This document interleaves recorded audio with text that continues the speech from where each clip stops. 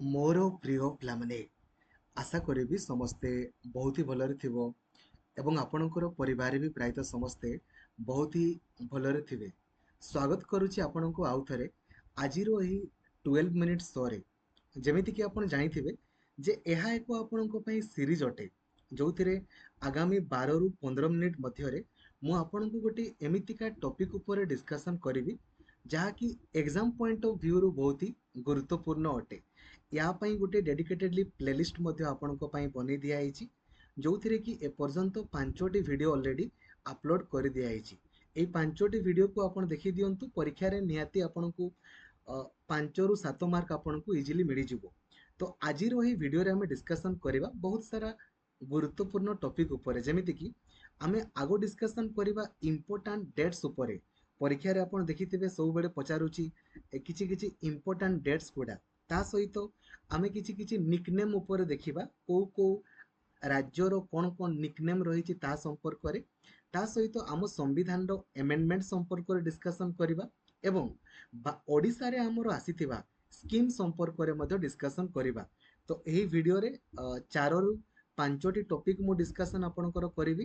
ଯେମିତି କହିଲି ଯେ ଇମ୍ପୋର୍ଟାଣ୍ଟ ଡେଜ୍ ହେଇଗଲା, ନିକନେମ୍ ହେଇଗଲା, ଏମେଣ୍ଡମେଣ୍ଟ ହେଇଗଲା ଏବଂ ଓଡ଼ିଶା କରେଣ୍ଟ ଆଫେୟାର୍ସ ବା ଓଡ଼ିଶାର ସ୍କିମ୍ ସମ୍ପର୍କରେ।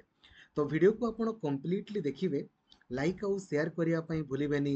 ଆଉ ଚ୍ୟାନେଲକୁ ଆପଣ ନୂଆ ଅଛନ୍ତି ଦେନ୍ ଏବେ ହିଁ ସବସ୍କ୍ରାଇବ୍ କରିକି ଅଲ୍ ନୋଟିଫିକେସନ୍କୁ ବି ଆପଣ ଅନ୍ କରିଦେବେ।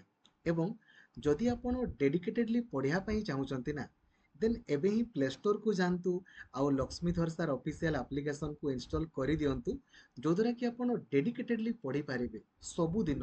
ସିଲାବସ୍ ବର୍ତ୍ତମାନ 37 ଟାଇମ୍ସ ଆପଣଙ୍କର କଭରେଜ ଚାଲିଛି, ଠିକ୍ ଅଛି। ଏବଂ ଏହାର PDF ମଧ୍ୟ ଟେଲିଗ୍ରାମ ଗ୍ରୁପରେ ତଥା ଆପ୍ଲିକେସନରେ ମୁଁ ଆପଣଙ୍କ ପାଇଁ ଅପଲୋଡ଼ କରିଦେବି, ଠିକ୍ ଅଛି। ଆସନ୍ତୁ ଆଗ କିଛି ଆମେ ଇମ୍ପୋର୍ଟାଣ୍ଟ ଡେଜ୍ ଉପରେ ଡିସ୍କସନ୍ କରିବା। ନମ୍ବର 1 କହିବା ପାଇଁ ଚାହିଁବି, ଦେଖନ୍ତୁ ସବୁ ଡେଟ୍ ତରେ ମନେ ରହିବନି। ପରୀକ୍ଷାରେ 12ଟି ଆପଣଙ୍କର ମାସରେ ଦୁନିଆ ଡେଟ୍ ଅଛି, ସବୁ ଗୁଡ଼ାକୁ କି ମନେ ରଖିହେବନି, ବଟ୍ ଏକ୍ଜାମ୍ ପଏଣ୍ଟ ଅଫ୍ ଭ୍ୟୁରୁ ଯେଉଁଗୁଡ଼ା ଗୁରୁତ୍ୱପୂର୍ଣ୍ଣ ସେଗୁଡ଼ା ହିଁ ମୁଁ ଆପଣଙ୍କୁ କହିବି, ଆଉ ଆପଣ ଖାଲି ସେଗୁଡ଼ାକୁ ହିଁ ଗୁରୁତ୍ୱ ଦେଲେ ଭଲ। ଯେମିତିକି ନମ୍ବର 1, ଜାନୁଆରୀ ମାସ 12 ତାରିଖକୁ ଆମେ କ'ଣ କରୁଛେ ନା ନ୍ୟାସନାଲ୍ ୟୁଥ୍ ଡେ ଆକାରରେ ପାଳନ କରୁଛେ। ଆପଣଙ୍କ ପାଇଁ ପ୍ରଶ୍ନ ରହିବ ଯେ ଏଇଟା କାହାଙ୍କର ଜନ୍ମ ଦିବସକୁ ଆମେ ନ୍ୟାସନାଲ୍ ୟୁଥ୍ ଡେ ଆକାରରେ ପାଳନ କରୁଛେ। ଆପଣ କମେଣ୍ଟ କରିକି ଜଣାଇବେ ନିହାତି, ଠିକ୍ ଅଛି। ଦେନ୍ 25 ଜାନୁଆରୀ, 25 ଜାନୁଆରୀକୁ ଆମେ ନ୍ୟାସନାଲ୍ ଭୋଟର୍ସ ଡେ ଆକାରରେ ପାଳନ କରୁଛେ। 25 ଜାନୁଆରୀ ନ୍ୟାସନାଲ୍ ଭୋଟର୍ସ ଡେ। ଯୋଉଗୁଡ଼ାକୁ ମୁଁ କହୁଛି ନା, ଏଗୁଡ଼ା ଆପଣଙ୍କ ପାଇଁ ଗୁରୁତ୍ୱପୂର୍ଣ୍ଣ ଅଟେ। ଦେନ୍ 26 ଜାନୁଆରୀ ତ ଆପଣ ଜାଣିଛନ୍ତି ରିପବ୍ଲିକ୍ ଡେ ଆମର ଅଟେ।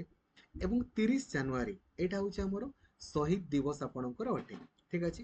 ୱାର୍ଲଡ କ୍ୟାନ୍ସର ଡେ ଆପଣଙ୍କର ପରୀକ୍ଷାରେ ପଚାରେନି, କିନ୍ତୁ ହଁ ନ୍ୟାସନାଲ୍ ସାଇନ୍ସ ଡେ ଆପଣଙ୍କୁ ପଚାରିବ। 28 ଫେବୃଆରୀକୁ ଆମେ ନ୍ୟାସନାଲ୍ ସାଇନ୍ସ ଡେ ଆକାରରେ ପାଳନ କରୁଛେ, 28 ଫେବୃଆରୀ, ଠିକ୍ ଅଛି। ଦେନ୍ ଇଣ୍ଟରନ୍ୟାସନାଲ୍ ଓମେନ୍ସ ଡେ, ଓମେନ୍ସ ଡେକୁ ଆମେ ପାଳନ କରୁଛେ ପ୍ରତ୍ୟେକ ବର୍ଷ ମାର୍ଚ୍ଚ ମାସ 8 ତାରିଖକୁ ଆମେ ଇଣ୍ଟରନ୍ୟାସନାଲ୍ ଓମେନ୍ସ ଡେ ଆକାରରେ ପାଳନ କରୁଛେ। ଦେନ୍ ଆପଣଙ୍କର ଆସିଲା world water day. Water day ଆମେ କେବେ ପାଳନ କରୁଛେ? 22 ମାର୍ଚ୍ଚକୁ ଆମେ ୱାର୍ଲଡ ୱାଟର ଡେ ଆକାରରେ ପାଳନ କରୁଛେ, ଠିକ୍ ଅଛି। ତାପରେ ଆପଣଙ୍କର ନେକ୍ସଟ ଦେଖନ୍ତୁ ୱାର୍ଲଡ ହେଲ୍ଥ ଡେ। ଏଇଟା ଆପଣଙ୍କର ପରୀକ୍ଷାରେ ପଚାରେ, ୱାର୍ଲଡ ହେଲ୍ଥ ଡେ ଆମେ କେବେ ପାଳନ କରୁଛେ? ଏପ୍ରିଲ ମାସ 7 ତାରିଖକୁ ଆମେ ୱାର୍ଲଡ ହେଲ୍ଥ ଡେ ଆକାରରେ ପାଳନ କରୁଛେ, ଠିକ୍ ଅଛି। ଦେନ୍ ଆମ୍ବେଦକର ଜୟନ୍ତୀ ଆପଣଙ୍କର ଦରକାର ନାହିଁ 14 ଏପ୍ରିଲକୁ, ବଟ୍ ଆର୍ଥ ଡେ ଆପଣଙ୍କ ଦେଖନ୍ତୁ, ଏଇ ଯୋଉ ୱାର୍ଲଡ ହେଲ୍ଥ ଡେ ଆପଣଙ୍କୁ ପଚାରେ, ନହେଲେ ଆର୍ଥ ଡେ ଆପଣଙ୍କର ପଚାରେ, ନହେଲେ ୱାର୍ଲଡ ଏନଭାୟରନମେଣ୍ଟ ଡେ, ଏଇଗୁଡ଼ା ଗୁରୁତ୍ୱପୂର୍ଣ୍ଣ ଆପଣଙ୍କର ଅଟେ।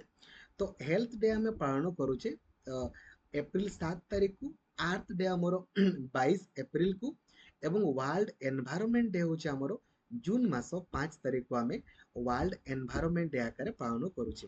ଦେନ୍ ଆମର yoga day, international yoga day 21 ଜୁନକୁ ଆମେ ପାଳନ କରୁଛେ, 21 ଜୁନକୁ, ଠିକ୍ ଅଛି। ଦେନ୍ ୱାର୍ଲଡ ପପୁଲେସନ ଡେ, ଜନଗଣନା ଦିବସ କେବେରେ? ଜୁଲାଇ ମାସ 11 ତାରିଖକୁ ଆମର ୱାର୍ଲଡ ପପୁଲେସନ ଡେ ଆକାରରେ ପାଳନ କରାଯାଏ। କାର୍ଗିଲ ବିଜୟ ଦିବସ ପରୀକ୍ଷାରେ ପଚାରେନି, ବଟ୍ ଦେଖନ୍ତୁ 15 ଅଗଷ୍ଟ ତ ଆପଣ ଜାଣିଛନ୍ତି, ଠିକ୍ ଅଛି। ସେପ୍ଟେମ୍ବର 5 ବି ଆପଣ ଜାଣିଛନ୍ତି ଟିଚର୍ସ ଡେ, ଠିକ୍ ଅଛି। ଦେନ୍ ଆପଣଙ୍କ ପାଇଁ ରହିଲା ଅକ୍ଟୋବର ମାସରେ, ଦେଖନ୍ତୁ ଏଇଟା ଯୋଉଦିନ ଆପଣଙ୍କର ନବୀନ, ଠିକ୍ ଅଛି ରେ, ଅକ୍ଟୋବର ମାସ ଦେଖନ୍ତୁ, ଆଗ ପିଲାମାନେ ଆଗ ଆମେ ହାତ ଧୋଇବା ନା, ଦେନ୍ ଆପଣଙ୍କର ଆମେ ଖାଇବା। ଠିକ ଅଛି। ତ 15 ଅକ୍ଟୋବର ଆମର ବିଶ୍ୱ ହାତ ଧୁଆ ଦିବସ। ଦେନ୍ ପିଲାମାନେ 16 ଅକ୍ଟୋବର ୱାର୍ଲଡ ଫୁଡ ଡେ। ଦରକାର ନାହିଁ, କିଛି ଅସୁବିଧା ନାହିଁ। ଏବେ ଦେଖନ୍ତୁ national education day. National education day ଆମେ କେବେ ପାଳନ କରୁଛେ ନା ନଭେମ୍ବର ମାସ 11 ତାରିଖ। ଏବେ ଆପଣଙ୍କ ପାଇଁ ପ୍ରଶ୍ନ ରହିବ, ଯୋଉ ନଭେମ୍ବର ମାସ 11 ତାରିଖକୁ ଆମେ ନ୍ୟାସନାଲ ଏଜୁକେସନ ଡେ ଆକାରରେ ପାଳନ କରୁଛେ, ଏଇଟା କାହାଙ୍କର ଜନ୍ମ ଦିବସକୁ ଆମେ ପାଳନ କରୁଛେ? ଆପଣ କମେଣ୍ଟ କରିକି କହିବେ। ଠିକ ଅଛି। ଚିଲଡ୍ରେନ୍ସ ଡେ ପରୀକ୍ଷାରେ ପଚାରିବନି। କନଷ୍ଟିଟ୍ୟୁସନ ଡେ, ସମ୍ବିଧାନ ଆମର ଦିବସ କେବେ ପାଳନ କରୁଛେ? 26 ନଭେମ୍ବରକୁ ଆମେ କନଷ୍ଟିଟ୍ୟୁସନ ଡେ ଆକାରରେ ପାଳନ କରୁଛେ। ଏବଂ world AIDS day, world AIDS day ଆମେ ପାଳନ କରୁଛେ ଡିସେମ୍ବର ମାସ 1 ତାରିଖ। ତ ଏଇ ଜିନିଷ ଗୁଡା ହିଁ ଆପଣଙ୍କର ଏକ୍ସାମ ପଏଣ୍ଟ ଅଫ ଭ୍ୟୁରୁ ଗୁରୁତ୍ୱପୂର୍ଣ୍ଣ ଆପଣଙ୍କର ଅଟେ। ଠିକ ଅଛି। ହେଲା। ଏବେ ଆସନ୍ତୁ ଡିସ୍କସନ କରିବା କିଛି ସିଟିର ଆପଣଙ୍କର ନିକ୍ ନେମ୍ ଗୁଡା, ଯୋଉଗୁଡା କି ପରୀକ୍ଷାରେ ବାରମ୍ବାର ବାରମ୍ବାର ଆପଣଙ୍କୁ ପଚାରୁଛି। ମୁଁ ଟ୍ରାଏ କରିବି ଏଇଠି ଆପଣଙ୍କର ଓଡ଼ିଶାର ଯୋଉ କିଛି ସିଟି ମାନଙ୍କର ନିକ୍ ନେମ୍ ଗୁଡା ମଧ୍ୟ ଆପଣଙ୍କୁ ଡିସ୍କସନ କରିଦେବା ପାଇଁ। ଠିକ ଅଛି। ଦେଖନ୍ତୁ ପିଙ୍କ ସିଟି, ପିଙ୍କ ସିଟି ବୋଲି ଆମର କାହାକୁ କୁହାଯାଏ ରେ? ଜୟପୁର, ରାଜସ୍ଥାନର ଜୟପୁରକୁ ଆମେ କଣ ବୋଲି କହୁନା? ପିଙ୍କ ସିଟି ବୋଲି ଆମେ କହିଥାଉ। ଡାଇମଣ୍ଡ ସିଟି ବୋଲି ଆମେ କାହାକୁ କହୁ? ସୁରଟ, ସୁରଟକୁ ଆମର କୁହାଯାଏ ଡାଇମଣ୍ଡ ସିଟି ବୋଲି। ସେମିତି ଦେନ୍ ଆପଣଙ୍କର city of lakes, city of lakes ବୋଲି ଆମେ କହିଥାଉ ଉଦୟପୁରକୁ, ଉଦୟପୁରକୁ ଆମେ କହିଥାଉ। ଠିକ ଅଛି। ଦେନ୍ ଦେଖନ୍ତୁ ଟି ସିଟି, ଟି ସିଟି ତ ଆପଣ ଜାଣିଛନ୍ତି ଆସାମର ଦିବ୍ରୁଗଡ଼, ଟି ସିଟି ବୋଲି ଆମର କୁହାଯାଏ। ଭାରତର ମଞ୍ଚେଷ୍ଟର ବୋଲି କାହାକୁ କୁହାଯାଏ? ପରୀକ୍ଷାରେ ପଚାରେ ଭାରତର ମଞ୍ଚେଷ୍ଟର। ତ ଭାରତର ମଞ୍ଚେଷ୍ଟର ଆମେ ଅହମ୍ମଦାବାଦକୁ ଆମେ କହିଥାଉ। କାହାକୁ କହୁରେ? ଅହମ୍ମଦାବାଦକୁ ଆମେ କହିଥାଉ। ଠିକ ଅଛି।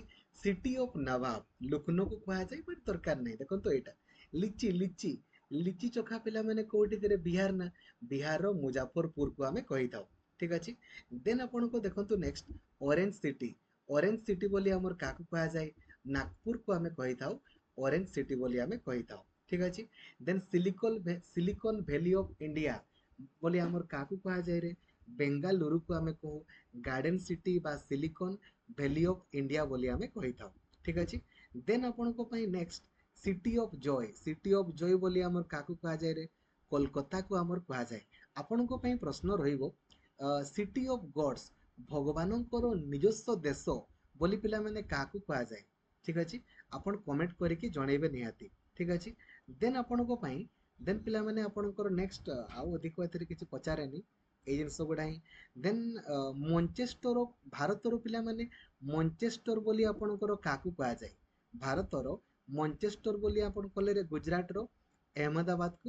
ଏଠି ମଞ୍ଚେଷ୍ଟର ଅଫ ସାଉଥ ଇଣ୍ଡିଆ ଆମର କୁହାଯାଏ କୋଏମ୍ବଟରକୁ ଆମର କୁହାଯାଏ। ଠିକ ଅଛି। ଦେନ୍ ଭାରତର ପିଲାମାନେ ସୁଇଜରଲ୍ୟାଣ୍ଡ ବୋଲି କାହାକୁ କୁହାଯାଏ? କାଶ୍ମୀର, କାଶ୍ମୀରକୁ ଆପଣଙ୍କର କୁହାଯାଏ ସୁଇଜରଲ୍ୟାଣ୍ଡ ଅଫ ଇଣ୍ଡିଆ ବୋଲି କୁହାଯାଏ। ଦେନ୍ ଷ୍ଟିଲ ସିଟି, ଷ୍ଟିଲ ସିଟି ହେଉଛି ଆମର ଝାରଖଣ୍ଡର ଜାମସେଦପୁରକୁ ଆମେ କହିଥାଉ। ଏବଂ ଟେମ୍ପୁଲ ସିଟି, ଟେମ୍ପୁଲ ସିଟି ତ ହେଉଛି ପିଲାମାନେ ଆମର ଭୁବନେଶ୍ୱର, ଆଉ ଟେମ୍ପୁଲ ସିଟି ଆମର ଭୁବନେଶ୍ୱର। ଟୁଇନ୍ ସିଟି ହାଇଦ୍ରାବାଦ ଆଉ ସିକନ୍ଦରାବାଦ, ଆମର ଓଡ଼ିଶାରେ ମଧ୍ୟ ପିଲାମାନେ ଟୁଇନ୍ ସିଟି ଅଛି ନା ରେ? ଆପଣମାନେ ଟିକେ କମେଣ୍ଟ କରିକି କହିବେ ତ। ଆଉ ଗୋଲ୍ଡେନ ସିଟି ଆମର ରାଜସ୍ଥାନର ଜୈସଲମେରକୁ ଆମେ କହିଥାଉ। ଠିକ ଅଛି। ଏବେ ଓଡ଼ିଶାର କିଛି ନିକନେମ୍ ଗୁଡାକୁ ଆମେ ଦେଖିବା।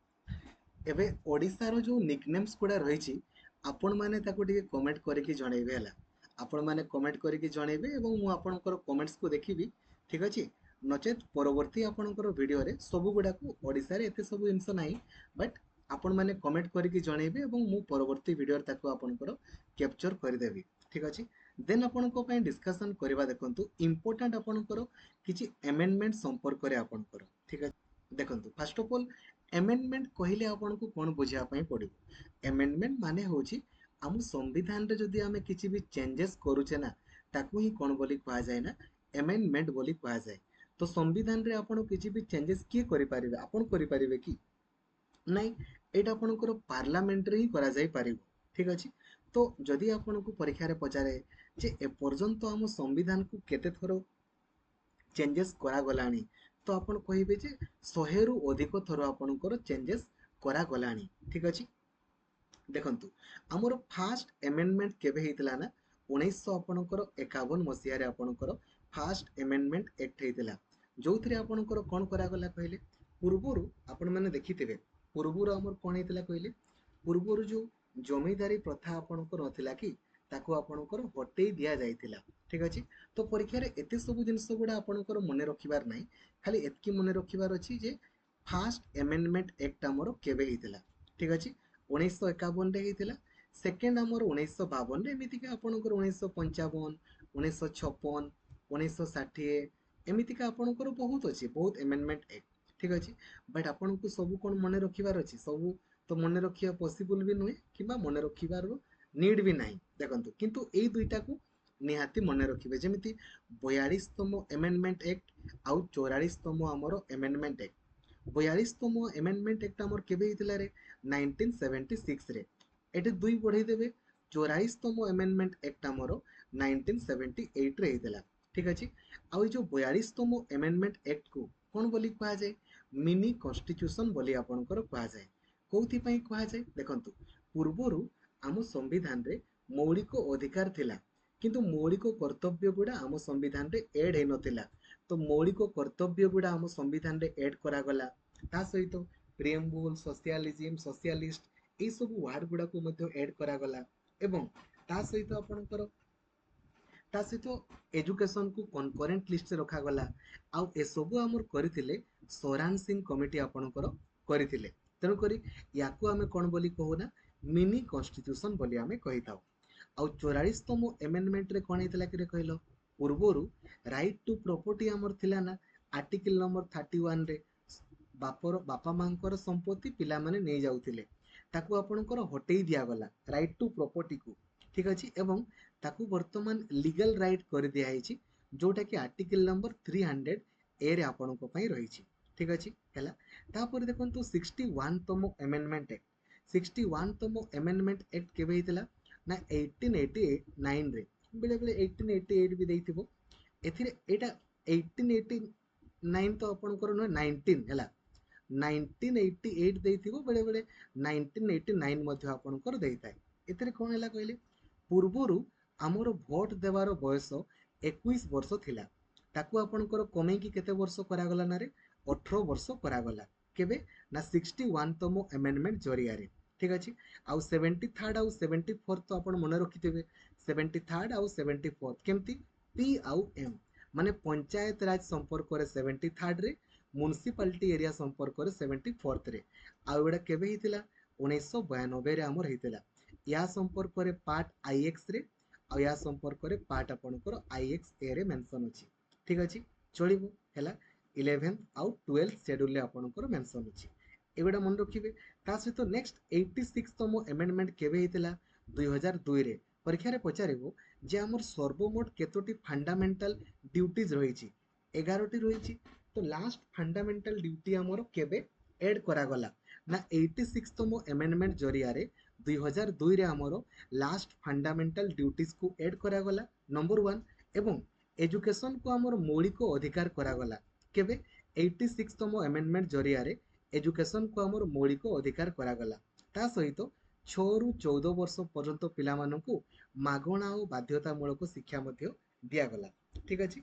देन 92nd बगैर दरकार नहीं देन देखंतु 97 मन रखिबे तो ठीक अछि नले 101तम एमेंडमेंट एक्ट 101तम एमेंडमेंट हमर केबे हितला 2016 रे जोथिरे कि जीएसटी को आपणकर इंट्रोड्यूस करा गला जीएसटी परीक्षा रे पचारिबो जीएसटी रो आपणकर फुल फॉर्म कोन आपण माने करि देई परिबे आपणकर गुड्स एंड सर्विसेज टैक्स बा जीएसटी बोली आपण कोन ठीक अछि गला रे सेटा बहुत ही गुरुत्वपूर्ण 101तम एमेंडमेंट एक्ट अनुसार देन 102 आमर एमेंडमेंट एक्ट हैला 2018 रे जोथिरे कि national commission for the backward classes आमर गठित हैला एटा मध्ये ओएसएससी परीक्षा रे बहुत थोर पचारिछि या संपर्क रे मध्ये ठीक अछि चलिबो आउ बाद बाकी गुडा आपनकर दरकार किछि एते नाही ठीक अछि।